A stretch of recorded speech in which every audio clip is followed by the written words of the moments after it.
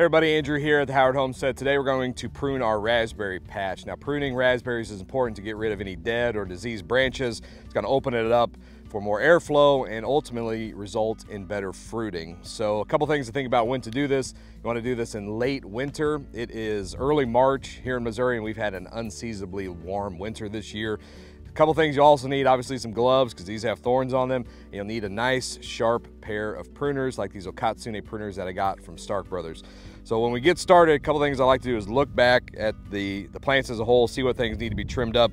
I do want to trim out any raspberries that are growing outside of our 2-wire trellis system because I don't want this patch getting too wild. I want to keep it confined in this row. I also want to look for any dead or diseased branches and cut them out. Now, the raspberries we have are a everbearing variety, meaning that they will fruit twice a year. The primocanes of the first year growth will typically fruit at the end of the cane. So what I'll do on these is I'm going to cut back below where they fruited last year, and I'll cut them back like that. Now, when you're wanting to dispose of these raspberry cuttings, what you want to make sure to do is like either burn them if you can, or if you can't, what you can do is throw them away or dispose of them properly, but you don't want these things hanging around because it does encourage disease growth. So one that I cut out here, this is a primocane from last year. It'll now be a floricane, so it'll fruit lower.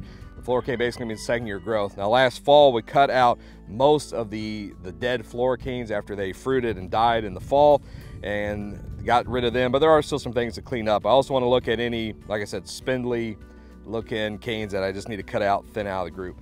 So I got that one cut. What I'll do is continue to basically just cut off the tops of last year's primocanes where they fruited. It's very easy to see on raspberries because you got this cluster of it. These basically fruited again almost until it frosted on us.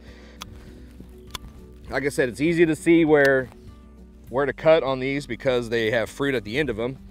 So go down through. Now when I get down low here, I can see that there are a couple branches I just need to trim back that died last year's floricanes that are now dead. They got some like spindly looking canes like this. This one, they're probably not going to fruit anyway, so I'm going to go ahead and just remove them out. Continue to cut through.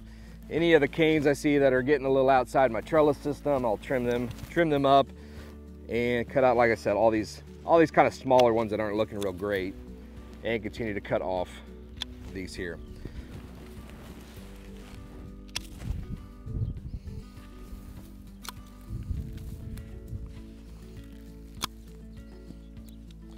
So I've got this one here that's growing outside the wire. I'm gonna just try to bring it back in. I think it'll stay and be all right. But if it gets too far out, I'm just gonna cut them out because, like I said, I don't want them growing way out. So I've got that one pretty well trimmed up. For our situation, I'm gonna go ahead and trim off last year's primocanes, this year's floricanes, properly dispose of the branches, and look forward to another crop of delicious raspberries this year. Now, to get your own raspberry plants or for other tips and tricks on how to grow your own raspberries, head over to starkbros.com.